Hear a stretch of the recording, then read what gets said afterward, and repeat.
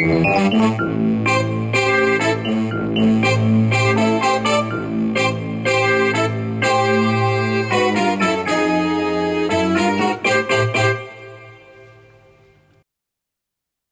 everybody, and welcome to a very special Frank and Stan chat. This is part of the Spotlight program that we organise, where we invite guests and we have a single topic to discuss. And I'm delighted to say that Ros and Peter have joined us again to talk about the Headrest report. And they joined us last year, and the discussion we had and the number of views and everything was really impressive. So clearly, this is a topic that people are particularly interested in. And the timing's great because I think it was about 2 weeks ago that the 2024 version of the report was published. Well, let me just go to Ros and then to Peter for them to introduce themselves, then we'll get into the report. So, Ros, can you just introduce yourself to everyone? Yes, I'm Ros McMullen, and I was a head teacher of one sort or another, academy principal, CEO, worked as an NLE, and I set up Headrest with 3 colleagues in 2020, Pete, wasn't it? Over 2020. October 2020. Memory's better than mine for that. and we set up the Headrest helpline then. Yeah, great.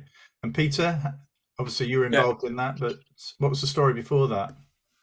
I basically worked largely in mainstream up until about my last 15 years when I moved into special ed, and I was a special education head teacher, special school head teacher of a complex needs school. And basically, Ros and I have known each other for some time, and basically Headrest was looking for somebody with a special school background, and that's basically how I came onto the Headrest scene. Right. So just to go back to the origins of it, I mean, how did it all begin? How did the Headrest project commence? Well, I had retired technically retired, although I still did an awful lot of work in the system, but I had retired in August 19. Pete had already retired. Pete's older than me. Thank you very much for that. That's obvious. But it became really clear to me when the pandemic hit. I mean, there were 2 emotions for me, really. One was huge relief. I was no longer running schools because it was just how complex. And I have been running 4 secondary schools prior to retirement. And you do that thing, don't you, where you think how in each of those 4 schools you would have managed the situation. And of course, it would have been different buildings, etc. So, I thought about that. But I also began to feel incredibly guilty that I'd retired because it was so obvious that head teachers were having the most god-awful time. And I thought, I just felt guilty, really. And I reached out to colleagues who I knew were also fairly recently retired and said, there must be something we can do to help because this is just untenable, really. And I was coaching some CEOs and some heads. And it was obvious that there were a lot of heads out there who didn't have somebody with experience, to turn to. I mean, I remember one of the CEOs saying to me, God, if I hadn't have had you to ring up and just sound off to, what would I have done? And I just thought, this isn't great, So it was harder, wasn't it? Because there wasn't that social networking, because often they were in isolation. Exactly that. And so I reached out to people that I knew and trusted, and I said, what can we do? And Andrew Morrish got back to me and said, look, let's set up some sort of phone helpline where they can ring an experienced head. So I put a team together of Andrew, Kenny Frederick, who most people will know Kenny. She was one of my role models because she's even older. That's a good answer. That's made me feel better. And Peter, because I've known Peter since I first started teaching, actually. Peter was somebody who helped me learn to teach. And I knew Pete had special school headship experience. And it was very clear, Frank, right from the start, that head teachers of special schools were in a particularly difficult. Yes. Really important to get that expertise on. So that was kind of how it started. And really and truthfully, what we did is we got an old mobile phone from one of my drawers, £10. Published the number on Twitter, and said, ring this, and we'll manage to get back to you. But what happened was Navigate NDC, they reached out and said, how can we help? Right. Could you give us a free phone number? So Navigate NDC sponsored Headrest by giving us a free phone number. And that's great because people can record a message. I get an email immediately off that message, and then I farm it out to one of the four, whoever's available. And then we had an anonymous person who's quite well known in the sector who said, I want to help as well. And they sponsored the website, and people can email the website as well. So we get requests in. I think we've always managed to get back to people the same day, usually within hours. Right. Yeah. But I think for Stan and I, we occasionally get people call us up, and actually I think I don't know if Stan's placed on this, but I'm probably not trained to do this sort of work. So actually, it's very helpful to have somebody that you can pass these sorts of referrals on to, and give details of the website and the number. And I think I'm in a slightly different relationship with the heads that are likely to ring me, because we support them through providing advisor support, and therefore usually a phone call to me is to say, can I get in touch with their advisor who they trust to have that conversation with? Yeah, I suppose the benefit we have is we sit in a silo outside of any of their organisations, probably. Yes. Now, I mean, last year, I think we were all, it was the first report I read last year. I don't know if it was the first report Headrest had produced, but I was shocked. I was not surprised, but I was shocked. All those sort of feelings, it confirmed what I thought, but actually what I thought, I didn't really want to address. But this year, I don't know whether it's the content, isn't it? But because I've got 2 years of these reports, it's hit harder.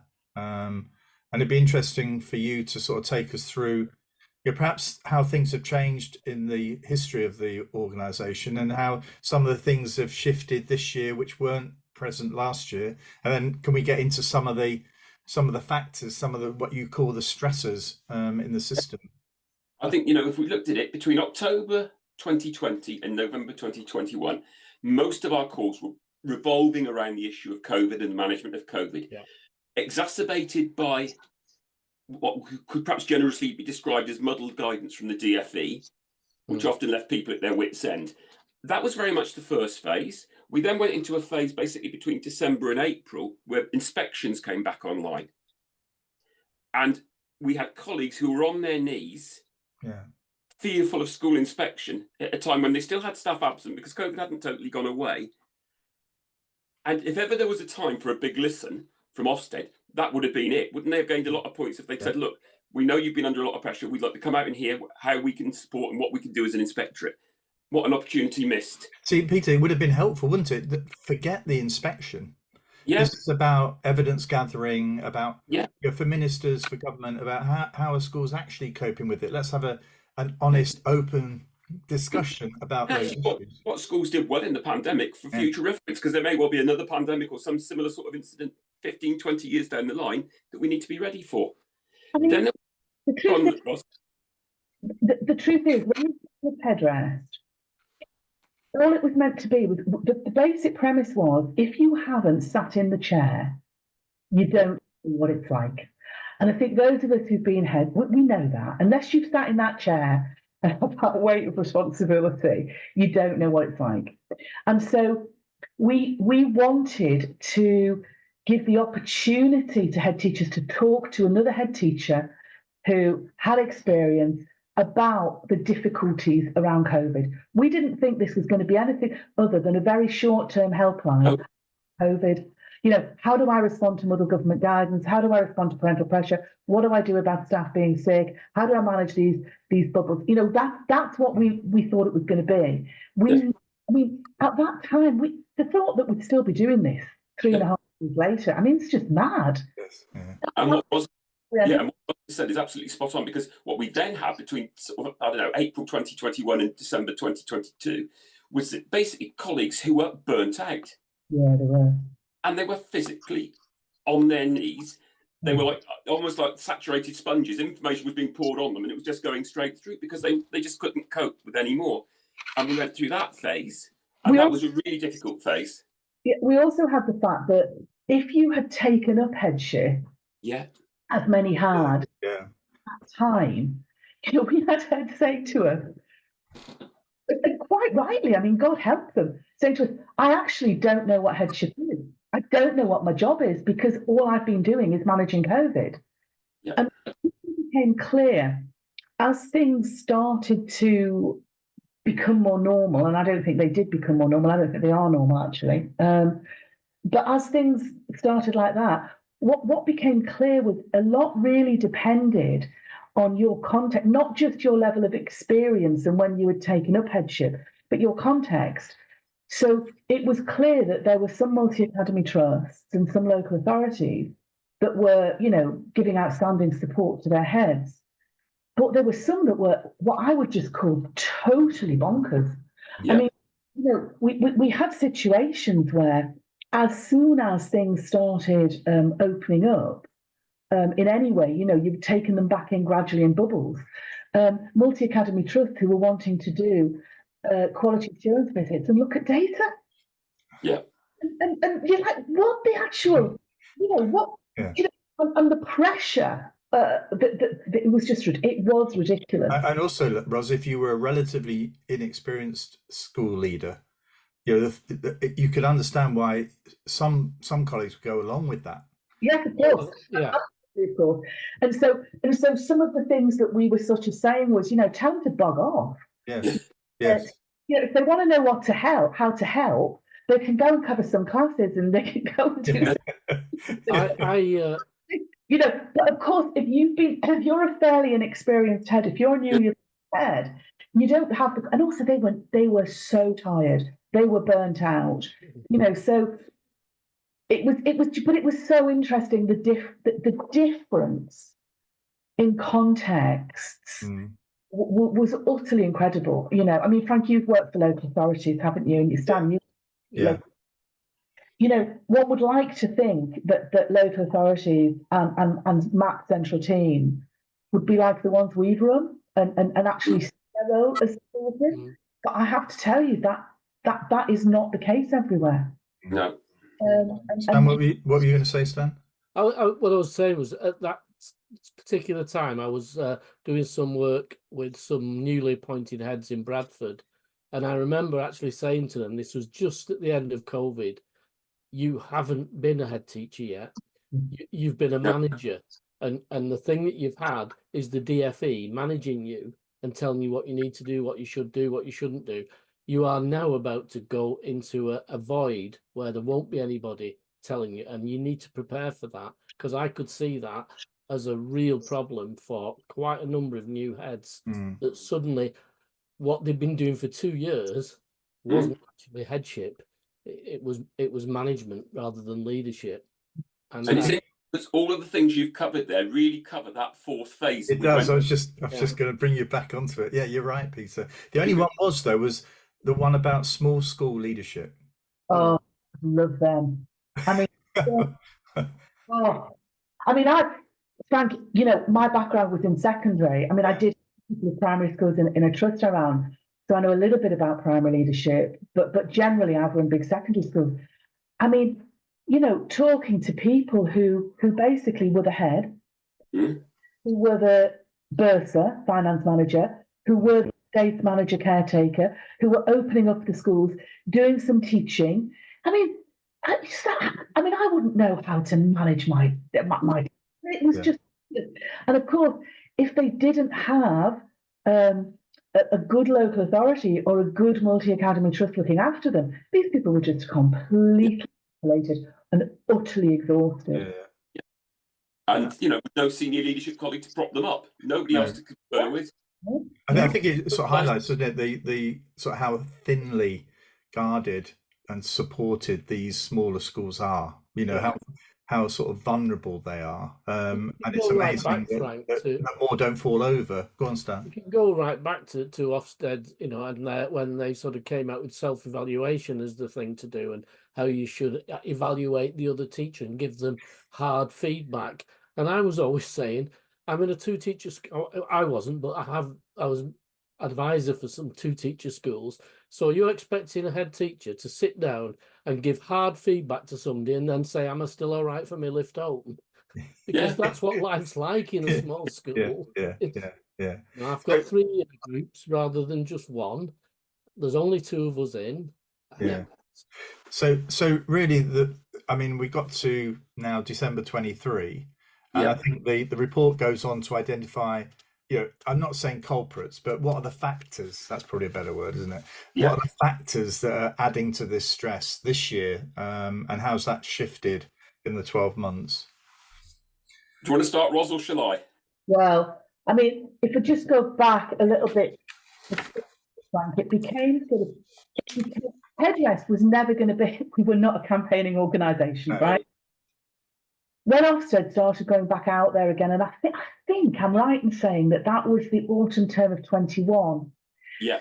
My view is that every inspection done during that term isn't worth the paper it's written. Yeah.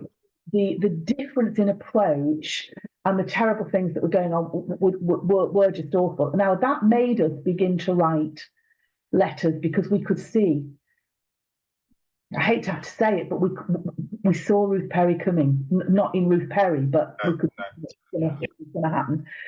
So we wrote to the secretary, I think it was Nadeem Sahawi, which tells at the time, God, we've had so many. But we wrote to Amanda Spielman, we wrote him, we started writing. Now, what I have recently heard from Ofsted, from people leaking from Ofsted, Frank, is that the reason why Ofsted pay no attention to Headrest and won't talk to us is that they see us as a campaigning organisation. Yeah.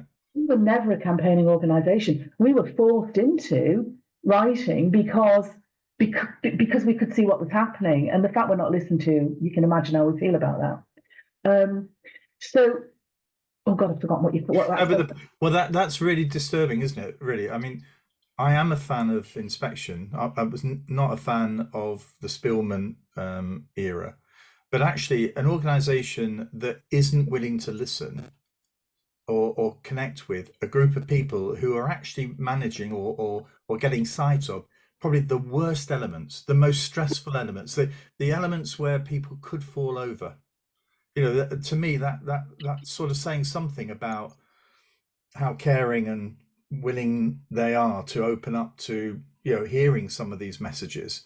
I think for me that is deeply concerning. If they were saying, well, we don't want to speak to you because we think you're trying to diss us or to make us out to be rubbish, I think that really is concerning if you're hearing that, Ros.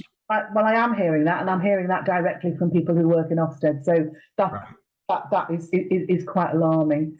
So I think sort of how things have gone on since then in terms of stresses. Ofsted remains a big stressor, but I do think, and it was interesting reading Sam Freeman's tweet this afternoon. I know you were reading it because I DM'd Sam actually.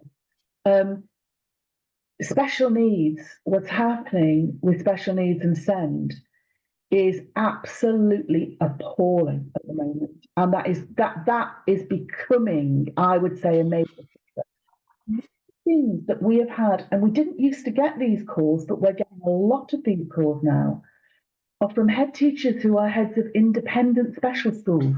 Right.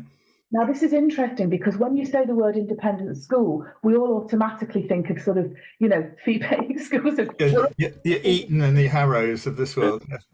These independent special schools are not that at all. No. At all.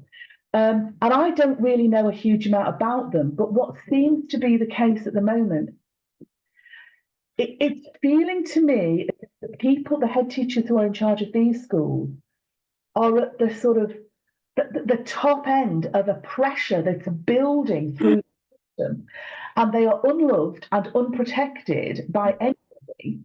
And I assume, and I don't know a lot about this, but I assume that their direct line managers are actually in some kind of profit-making situation because they are independent schools, and I don't know. Yes, some of them are. I think some of them are. Yeah. So it seems to me as if they are in a really difficult position. So we're getting more and more stresses arising from SEND, but we're actually seeing that playing out in some very alarming ways, I think. I think the other pressure that's happening for independent special schools, as council budgets have got tighter, I think there's a movement to get more youngsters back into local authority provision and to cut back on the independent school provision, because that will be cheaper. Yes, and that's also manifesting itself as a pressure on independent schools, because actually, I'm trying to put this the right way. I just wonder, and this is a question rather than a statement of fact, whether for some local authorities they're losing sight of the quality of the provision that youngster might be getting, on the damage of moving that provision as against the cost saving, because they are under, through no fault of their own, it's local authorities, massive budget constraints. Yes, yes, definitely. I think that's adding to the difficulty in that sector. I mean, there is no provision. I mean, that's the top and bottom of it. There just is no provision, and the amount of increasing need is just, I can't quite get my head around the need that we're seeing now coming into schools. And I had one head teacher that I coached, this wasn't from a Headrest call, saying to me that there's obviously a really massive big difference between having a visit from a health visitor and taking a phone call from a health visitor. Oh yeah, I can do that, you know? So what we're seeing now post-COVID is kids coming into reception. We were used to hearing stories about kids not being toilet trained when they came into school. We're getting stories now, kids can't walk in school.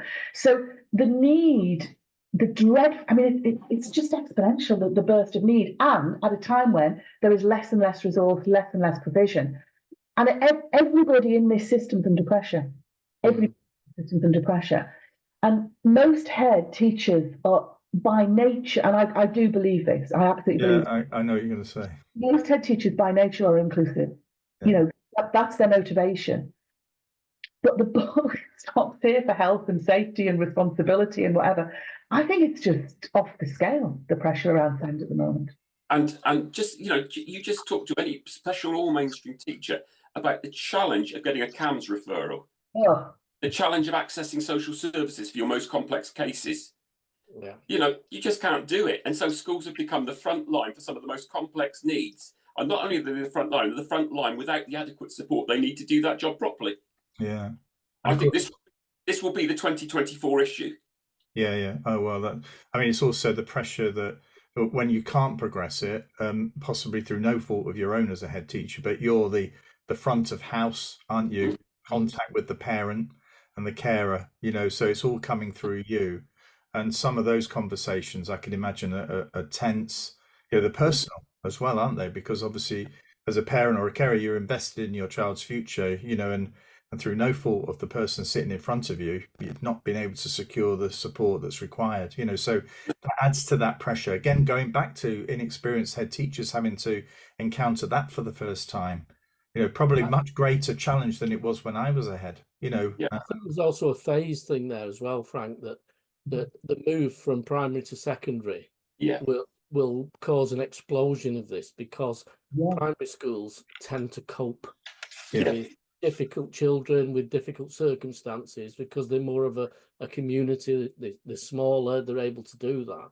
When these troubled children, I'll call them, get to year 7, there isn't that support. It's a different kind of support, but it's not there. I think what we'll see soon is an explosion at that early secondary of children who've got real mental health issues, who've got disadvantage issues, who've got behavioural issues.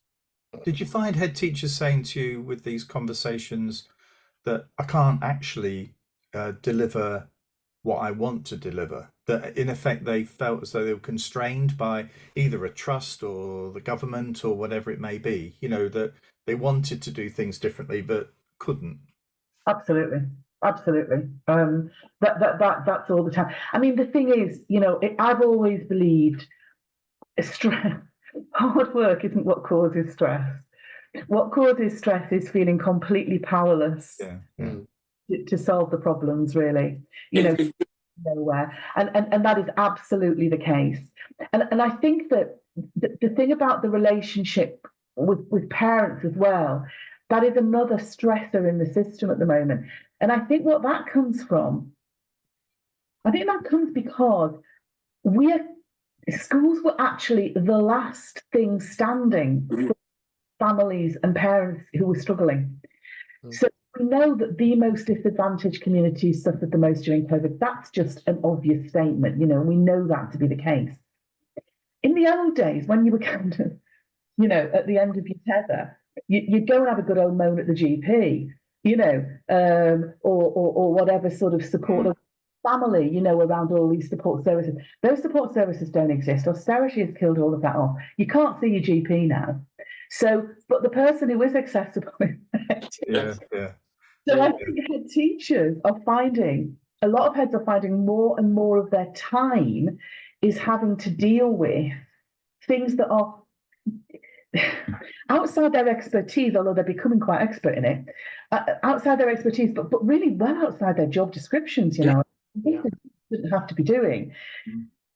But because we do the best for our young people, this becomes really, really difficult. And so there's that, we're getting nowhere, we're powerless, we can't make things better. It's really a thing that's very much there, isn't it, Pete?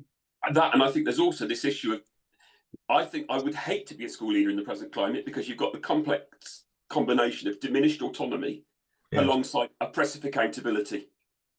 And that's such a horrible, toxic combination to be leading through, where actually you feel your autonomy is reduced, yet your accountability has been increased quite significantly. And there's a difference in terms of the understanding of that from governing bodies, multi-academy trusts, local authorities. I mean, there just is a massive difference. So, it was always my view, and I know you operated like this as well, Frank, that, your job as CEO was to keep as much of that accountability pressure away from the head so they could do a damn good job. Yeah. Unfortunately, we have colleagues who don't see it that way. And we have governing bodies who don't see it that way. And so they're not protecting or looking after their head teachers at all. They're just making it, a whole heap worse. And that really is just awful. So really, I mean, I'm not asking you to tell us telephone, the number of calls you get, that sort of stuff, but in a way, the severity of the calls, the sort of issues that are being raised, they're getting more complex. They're getting probably more difficult to resolve as well. Well, this is not a good time to be asking us. I mean, about 3 weeks ago, Pete, was it? We took probably our worst call, where I had to keep talking. I had to keep somebody on the phone. And I think we have all been involved, all the Headrest team, with that colleague in one way or another. And we've all lost sleep over it. I think the frightening thing is that that's not the only such call. We can probably, all of us, go back over the last year and a bit, and we've had calls that may not have been quite as severe as that, but were going that way. Having said that, we have obviously a private way of communicating with each other to sort of we provide supervision for each other, basically. And we had a couple of calls where we say, it was such a relief to take this call because it was quite normal. That's interesting, because in a way it's become more like, I mean, some of the calls then are more about, as you say, having somebody to chat to about particular issues. They're not sort of at the tipping point of the individual falling over. And interesting, one of the things we put as a stressor was this issue of, for new head teachers, it was the sense of imposter syndrome. For more experienced head teachers, it was that abyss of self-doubt. But actually, what quite often with those conversations, somebody would express what their concerns were. We'd then requalify it and sort of say, look, have you looked at the positives? And by the end of the call, the calibration had gone back the other way to, actually, maybe I'm not doing as badly as I thought I was doing. And some of our calls are that sort of nature. Right. They are. I mean, in the past 2 weeks, I've taken calls which have been about keeping somebody alive, and calls which are actually what's really bothering you is you're frightened of retirement. Have you thought about planning for a happy one? I suppose for some people, they don't know what the threshold is for calling either. You know, for what might be, somebody may well have sort of just tried to deal with it and got to a very bad place when in fact an earlier call might have resolved an issue for them. Stan, you were going to say something there, I think. I was just going to say part of the issue must be that you know, we've got a fractured education system at the moment. I'm thinking back to when I worked in Lancashire, and every new head teacher had a mentor appointed. There was no money changed hands. Every head who volunteered to be a mentor did it in their own time, and everybody had a relationship with another head teacher, an experienced head teacher, who could often deal with that first level question. But, well, I don't want to discredit the National College, but them introducing a paid version killed it for us in Lancashire. Right. Suddenly there was something you get paid to do, so it wasn't easy to get volunteers in that case, and it just faded. And now I think with, you know, if trusts not really having enough head teachers to be able to offer everybody a mentor, particularly small trusts, and whether the relationship across trusts and local authorities is at a strong enough level yet that people can trust each other across those boundaries. I mean, I think that you make a very good point there. And I think that, you know, one of the things that I've done a lot of is network our callers into people I know in the country that they can talk to, because even some people who are in maths, I took a call recently from somebody who's on a mat, but actually that mat's very geographically dispersed. And so they're not getting the benefit of a local network. And actually the head was very, very isolated. Now, I just happen to know some heads in that part of the country. So I basically organised for this head to be picked up by them and put, because being able to talk to somebody is so fundamental to our mental health, isn't it? Yeah. It's so fundamental. And one of the things that have been really destroyed in many ways, I think by austerity, I think by, in some ways, the demise of local authorities, and the way that some maths are so much better and so much worse than others, and also, of course, primarily by COVID, is that these networks have gone. You know, and some people have natural networking skills and some people don't. You're overwhelmed, you're not very good at networking. But actually, it's that can often solve an awful lot of your problems. And I think, you know, if we looked at some of the stresses, I think one of the interesting ones was the massive difference between those local authorities and MATs who were good at supporting their colleagues, those who were less good at supporting their colleagues' well-being, and a small number who, if I'm honest, were almost malevolent in approach to supporting colleagues who needed support. Yes. And those are quite harrowing when you're getting that call from somebody who is feeling maybe things aren't going right, but they're being hung out to dry and nobody's really bothered about their well-being. Those are desperate calls to take. I had a head teacher in tears after an unfavourable Ofsted, not because of the unfavourable Ofsted, that was making him angry, but what made him cry was the fact that I rang up to see that he was okay. Yeah, and probably quite conceivably you were the only person who did. Just to say, you know, I know what the result of your Ofsted is. I know you're unhappy with it, but away from that, how are you now? How are you feeling? How are you operating? And there's been a couple like that, and it's not just dropping into a category either. It's an outcome that people don't feel it was fair. Yeah. And that really hurts to somebody who's leading well, you all know, as leading an organisation, if somebody picks a hole in it, it feels like a wound. And I felt that even the drop from outstanding to good, even where it's been expected, still a feeling of this is unfair. You're not judging us fairly. And it's interesting that one of the things that's coming up quite frequently in calls, or more frequently than we've ever had before, is the 2 requires improvements cliff edge. And that's becoming a major concern now with head teachers after the second RI feeling that they're the ones who are made the scapegoat. It passes down the line from regional director to the mat, to the head teacher's desk, and somebody's got to be the scapegoat somewhere once the two RIs are met. Yeah. And quite often it feels like it lands on that head teacher's desk, regardless of whether they deserve it or not, if that makes sense. It's becoming completely clear, I think, to everybody in the system now, apart from Ofsted themselves, that it's got to stop. It's just not tenable. We can't run an education system like this. No. Because it's just not. Well, they've become a very malevolent force. They are now preventing school improvement. They are preventing head teacher retention. They're preventing head teacher recruitment. They're creating a really, really bad. Now, I haven't, Pete, looked at. I mean, it is astounding that they haven't approached us anyway.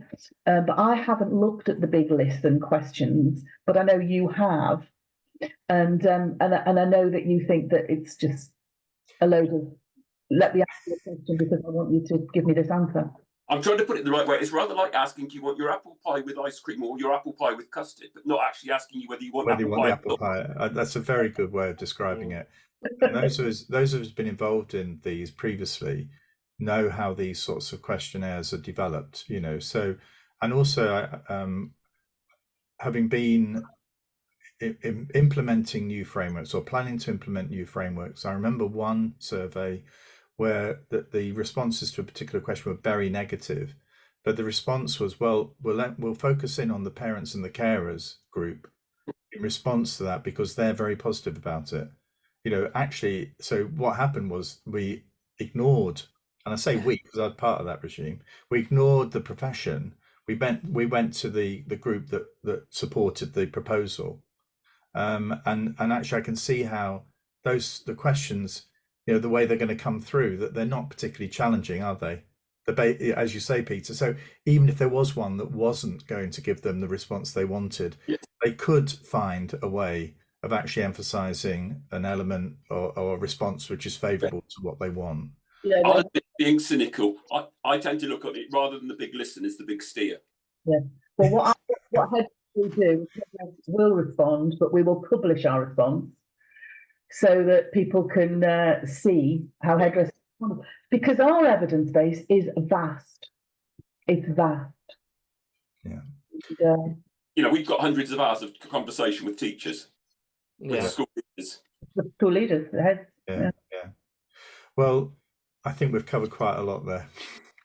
I'm really grateful for your time, and let's hope, well, if there is another report in 2025, let's hope it's a much more positive report.